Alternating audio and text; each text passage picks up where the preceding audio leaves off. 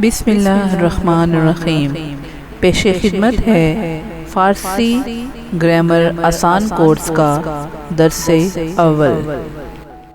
فارسی زبان سیکھنے اور جاننے سے پہلے یہ جان لینا ازحد ضروری ہے کہ زبان کوئی سی بھی ہو، اس کی گرامر کو سیکھنا ازحد ضروری ہے، کیونکہ یہی وہ علم ہے جس سے کسی زبان کو صحیح طور پر لکھا، پڑھا، سمجھا اور بولا جا سکتا ہے۔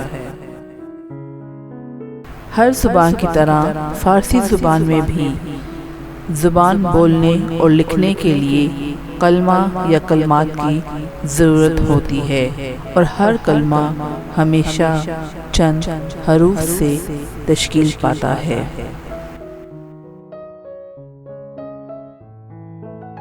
کلمے کے بارے میں یہ کہا جا سکتا ہے کہ کلمہ حروف کا ایسا مجموعہ ہوتا ہے جس سے کسی بھی بات کا مفہوم بآسانی سمجھ آ جائے، یا بامعنی لفظوں کے مجموعے کو کلمہ کہتے ہیں۔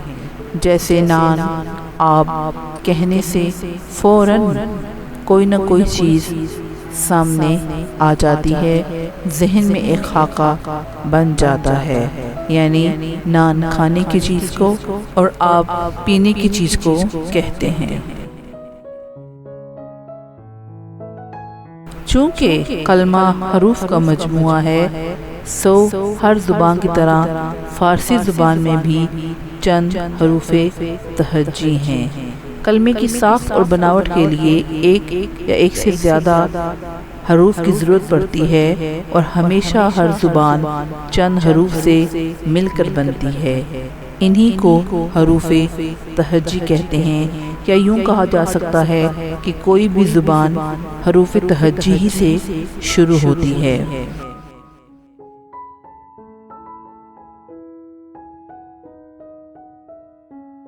فارسی زبان میں 33 حروف تہجی ہیں۔ اس میں بہت سے حروف تہجی عربی سے مستعار ہیں جو کہ فارسی زبان میں شامل ہوئے ہیں۔ کچھ حروف تہجی فارسی زبان کا اپنا اثاثہ ہیں، جبکہ چند ایک حروف فارسی اور عربی دونوں میں مشترک حروف ہیں۔ حروف کے بعد بحث آتی ہے لفظ کی۔ جیسا کہ ہم پہلے بتا چکے ہیں کہ حروف سے مل کر کلمہ بنتا ہے، اور کلمے ہی کو لفظ کہتے ہیں، یعنی بامعنی لفظ جس سے کوئی نہ کوئی مطلب سامنے آئے اسے لفظ کہا جائے گا یا کلمہ کہا جائے گا، اور اسی کے مترادف ایک ایسا لفظ جس کا کوئی معنی اس زبان میں عرف عام میں نہ شامل ہو اسے محمل کہتے ہیں۔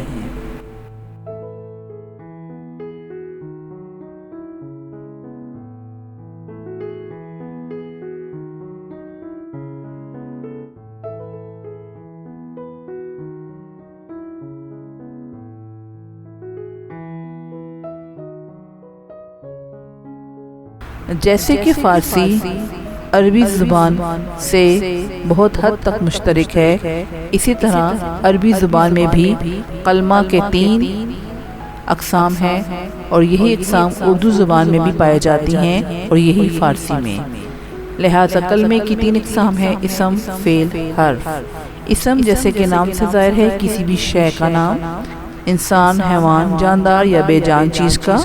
فعل جب کوئی کام کرنے یا نہ کرنے کا حکم ہو یا علم پایا جاتا ہو، یا کسی زمانے میں خاص کام سر انجام دیا جائے تو اسے فعل کہیں گے۔ اور تیسری طرح کا جو کلمہ ہے وہ ایک خاص لفظ ہوتا ہے جو کہ انہی اسماء اور افعال کے ساتھ مل کر جملے کو مکمل کرتا ہے، اور 2 اسماء کو، 2 افعال کو یا اسم اور فعل کو ملانے کا کام کرتا ہے۔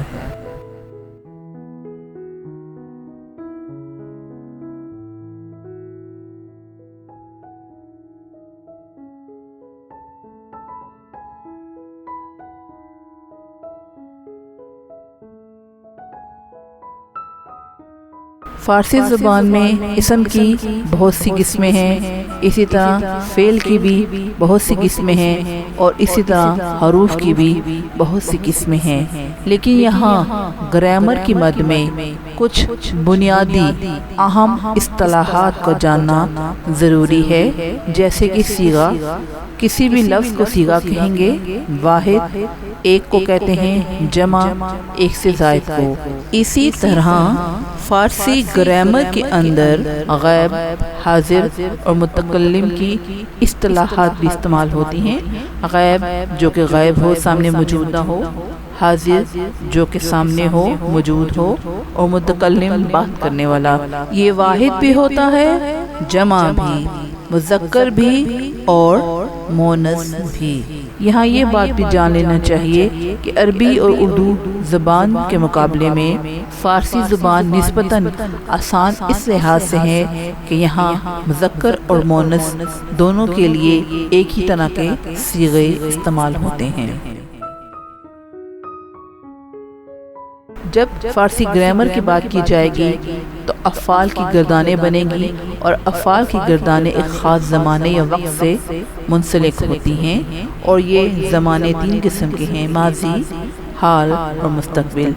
ماضی سے مراد گزشتہ زمانہ، گزرا ہوا، حال سے مراد موجودہ، اور مستقبل سے مراد آئندہ، آنے والا۔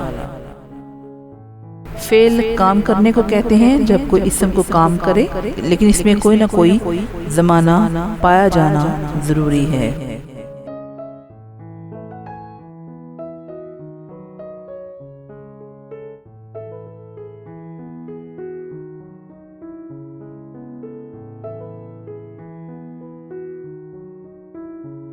فعل سر انجام دینے والے کو فاعل کہتے ہیں، اور جس پر فعل کیا گیا ہو اسے مفعول کہیں گے۔ اس کے بعد ایک اہم بحث لازمی اور متعدی کی آتی ہے۔ لازم وہ فعل ہے جس کا فاعل خود مختار ہو اور جو فاعل پر پورا ہو جائے، یعنی کہ زید گیا، یا کوئی بھی مثال: زید گیا، اس نے پڑھا، اس نے لکھا۔ متعدی وہ فعل ہے جس میں فاعل اور مفعول دونوں مل کر اپنا مفہوم ادا کریں، جیسے زید نے بکر کو تحفہ دیا۔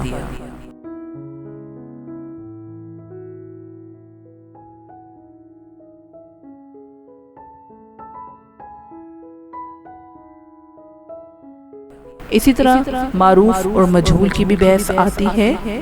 معروف ایک ایسا فعل ہے جس میں کام کرنے والا معلوم ہو، یعنی کہ فاعل کا سامنے پتہ چل رہا ہو، جبکہ مجہول ایسا فعل ہے جس میں کام کرنے والے کا، یعنی فاعل کا پتہ نہ چلے لیکن مفعول کا پتہ ضرور چلے، جیسے اسے مارا گیا۔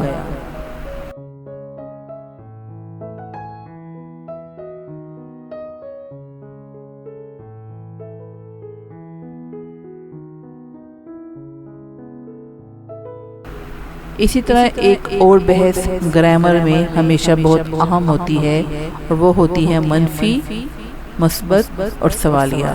مثبت ایک ایسا جملہ ہوتا ہے جس میں کام ہونے یا کرنے کا مثبت ہونا پایا جائے، جبکہ کسی کام کے نہ ہونے کا یا کرنے کا مطلب یا مفہوم ادا کیا جائے تو اسے منفی کہیں گے، اور اسی طرح جب کسی کام کے بارے میں پوچھا جائے تو اسے سوالیہ کہیں گے۔ اور سوالیہ منفی بھی ایک اصطلاح ہے جس میں سوالیہ انداز میں ایک چیز کا انکار کیا جاتا ہے۔ یہ وہ اہم اصطلاحات ہیں جو کہ فارسی گرامر کے آنے والے اسباق کے لیے کافی معاون ثابت ہوں گی۔ آج کے لیے اتنا ہی۔